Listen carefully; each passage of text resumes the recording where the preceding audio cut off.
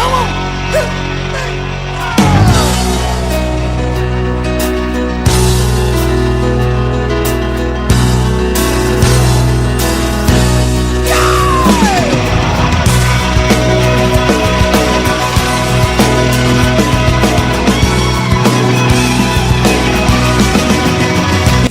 Good morning. Welcome back to the Broadcast Retirement Network.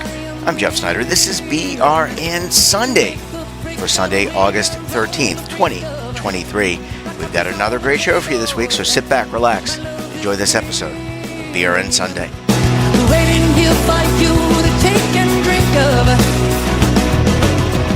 We're going to kick things off with a look at what is happening on Capitol Hill. Joining us on the line, they are the Legal Eagles. They're also known as David Levine, Kevin Walsh. Both are principals with Groom Law Group. That's an employee benefits law firm based in Washington, D.C. Gentlemen, always great to talk to you. Thanks so much for stopping by the program this morning. Morning, Jeff. It's always good to be on. And I think this week we're going to take a look, during these dog days of August, we're going to look at the temperature of the litigation landscape. Yeah, really good segue to you, David. Let's talk about this. What's going on with some of these excessive fee cases? From what I've read, a lot of them are surviving being thrown out. Sure, Jeff. And I think it's important to look at this at a macro level. A lot of people are saying a lot of them are surviving. And you're right, a good number of them do. But I think it's important to look at our history. First of all, we have a world where for a long time, a motion to dismiss on a case was extreme rarity of success in these fee cases. Mm-hmm. Only when we started having things like Common Spirits and Oshkosh and some of those decisions, and even the Intel case as well, where the court started saying, you can't just plead apples, oranges, and pears and say that you had to have done something wrong because it performed less than something else. And the courts started throwing out those cases. Take, for instance, all the ones involving the LifePath target date funds. In general, they've been tossed out as well. A court might let one go through, but that's the numbers speak for themselves. So my takeaway on a lot of this is that because we're getting used to actually having more defense wins, where we're getting more cases dismissed, the situations where people are getting by a motion to dismiss is actually starting to draw more attention. So it's a little bit of the optics there. Now, there are certainly some notable cases. For instance, there's one, there's an AT&T suit that's gotten a lot of press in the last week that was a 401k fee class action that's been revived. Mm-hmm. And it really gets into something that admittedly plaintiffs have not really focused on to the same extent in the past. We could talk prohibited transactions, but really talking down to basics. Plaintiffs have always said you weren't prudent, you weren't loyal. But now some of these suits are saying, well, what you paid was not reasonable. It was not a reasonable amount for these things. And as part of that, you need to understand certain expenses, like in the AT&T decision, which is, early stage. Basically, the court said, for instance, you need to understand underlying fees on the brokerage window and managed account. This gets into a debate that from a counseling practice that comes up all the time about how do you understand fees and expenses. I don't agree with the decision, but I do believe that it shows that people are digging more and more into what is a reasonable fee and what is a fee that ties to a plan. I think some of this is pushing boundaries, and I'm hopeful the courts will dial it back. But for what does it mean for right now? Let's go straight to takeaways. Takeaways here is that every negotiation is different. Just like we talked about in healthcare litigation, where some people say gag clause restrictions mean that you have to get every piece of healthcare data, isn't exactly the way the law is written right now. The idea that you should have to know every little fee is something that is subject to that the plaintiffs are challenging at this point. So what does that mean? It means if you're doing counseling and you're negotiating, you do your best effort to understand the fees and expenses and document a process. It's the same old mantra, but the idea that you're going to learn every little intricacy 6 layers down of a business is also challenging. Reasonable fees are important, but how do you do those? The DOL guidance has been around for a while and the courts have been fine with it.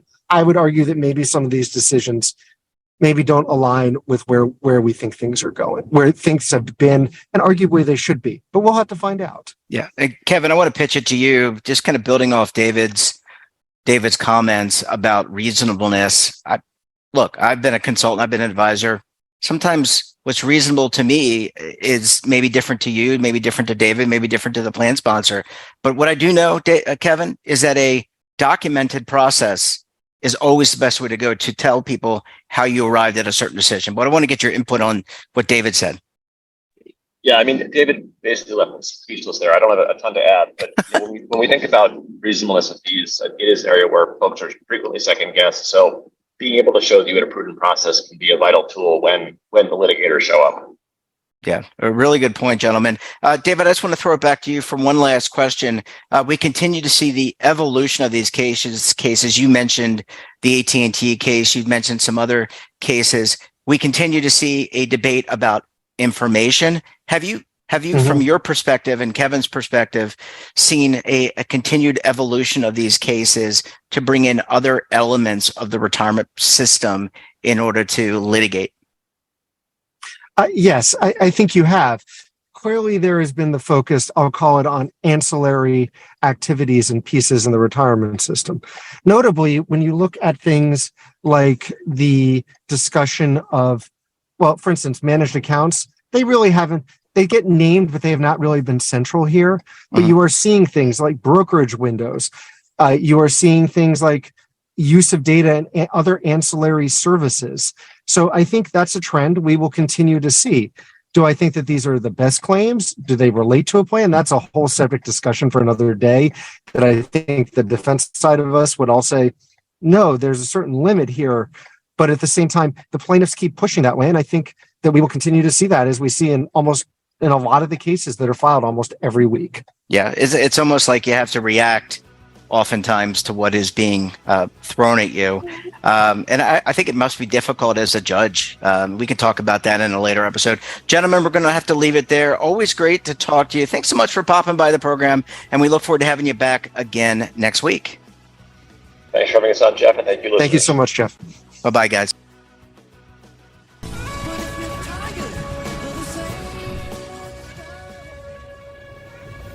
Imagine a new television network that will make you richer, healthier, and in control of your financial future.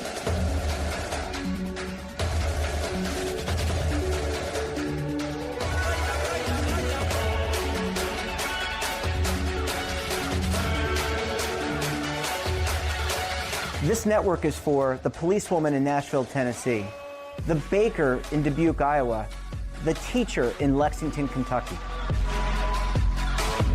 We want to make the idea of savings and retirement culturally relevant. But what do you see as a defining issue of the midterms? Especially for the smaller businesses. I mean, they are the lifeblood of the American economy.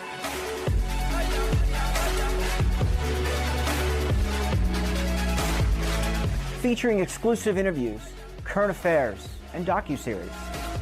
33 years old, you retired early. The philosophy is money only matters if it helps you live a life that you love. But you got to start thinking about retirement as soon as you get in.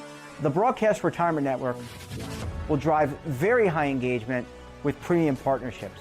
So this isn't retirement and savings for your parents or grandparents. This is for all Americans. And we're going to change the way you think about money.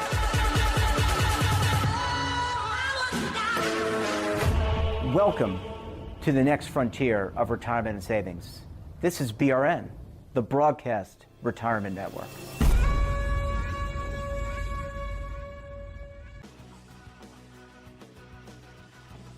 Welcome back. Now we're joined by Oliver Rennick of the TD Ameritrade Network. Oliver, great to talk to you. Thanks so much for stopping by the program this morning. Sure thing. Always appreciate it. I guess my first question to you, Oliver, is I don't know how to put this. Are the there's a little bit of a setback, I guess, in the market, a little bit of a sell-off. Yes. So it's hard to describe. It is hard to describe, but are the Bears in charge or the Bulls? Great question, and your sort of deliberation on how to frame it is exactly the predicament that I've been in from a analytical perspective for the last 2 weeks because the markets have definitely buckled and have slipped. Bulls are losing their footing a bit, their balance, if you will, as there are some major criticisms available now to the two pillars of the bull thesis, which have been disinflation and a more relaxed Fed, as well as a better than expected economic situation. Those have basically been the two main themes for why stocks have done so well for almost 10 months now. The October bottom last year was basically the market understanding that the Fed was creating a little bit of damage and was probably ready to cool off a bit as inflation numbers were coming down pretty dramatically in the fourth quarter last year. So that was kind of the baseline. And then this year, all the data turned out to go a lot better than expected. And that has basically been the two-pronged source of all of this strength in stocks from October up until last month. And then in the last 10 days for the S&P 500, basically, a little bit more than that, 11 trading days, I guess, the S&P 500 topped out July 27th. The NASDAQ topped out prior to that on the 17th with Netflix and Tesla earnings. So that's where I'll start answering that question with kind of how we got here, and then the timing of the top for both those indexes pretty much tells you what you need to know about what's happening here. So I can kind of launch into that unless you've got another question in between there. No, I think go ahead and do that. But I also want to tie back to CPI numbers for July.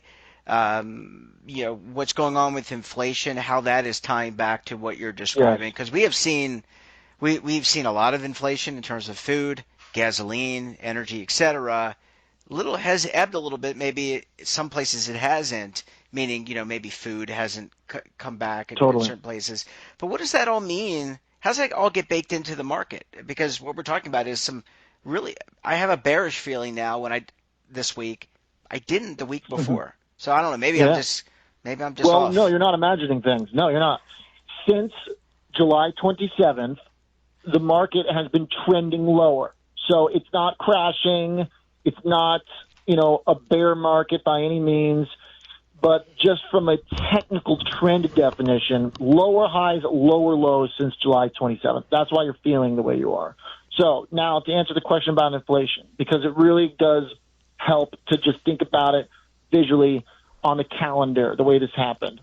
July 27th was a Thursday. So that was now 3 Thursdays ago by the time your folks are listening to this. Yep. That was when a bunch of economic data came in really well. It was a GDP day, and everything beat expectations, Thursday, July 27th. The stock market rallied in the morning. Everybody was celebrating, great data. And then Treasury yields took off. Treasury yields had been grinding upwards for the previous month, sideways for the year-to-date through July. But there was a really key, and not to get too technical, but on the chart, it was very clear to me that move that Thursday was very important for the 10-year yield, the way it bounced from an area it had been stuck in. Bottom line is we got a bunch of good data. Yields jumped. Stock market U-turned. And since then, we've been getting higher Treasury yields. We've been getting lower stock prices. And we've been getting a stronger dollar, too. And all of that is telling you that in the last 3 weeks, essentially, the market's getting more worried about inflation again. So that's the inflation part. It's important to, though, also make sure that we include the tech part of that, too, not to go too far forward, because the S&P and the NASDAQ are pretty different beasts, especially when it's been such a tech-heavy rally. Tech peaked out going into Netflix and Tesla earnings on the 17th and has been disappointed generally by tech earnings. So it's a slightly different explanation, but it's really just two sides of the same coin, because the reason valuations are coming down now in tech as well is because people are pricing in higher yields, higher rates, and that is bad for valuation. So the whole market now has kind of reoriented itself around the same concerns from last year that ended up creating a big bad bear market. Oliver, I want to ask you about the bond market. So you mentioned the dollar, you mentioned treasury yields, you mentioned the stock market. How are bonds reacting? Typically, maybe an inverse relationship to interest rate hikes, but also to the stock market. How are bond markets and bond traders doing right now? Well, that's where the fear is kind of coming in. That's why it feels like it's been a lot more dramatic of a decline than what we've actually gotten in the stock market, because the relationship between bonds and stocks is going back to how it was at the beginning of last year's bear market, which is correlated in price, inversely correlated with yield. So stock prices and bond prices are becoming correlated again. So when bonds are selling off and yields are going up, stocks are going down. And it's a pretty clear relationship between the two. The VIX bottomed on the day the 10-year yield had that move up towards 4% that I was talking about in late July.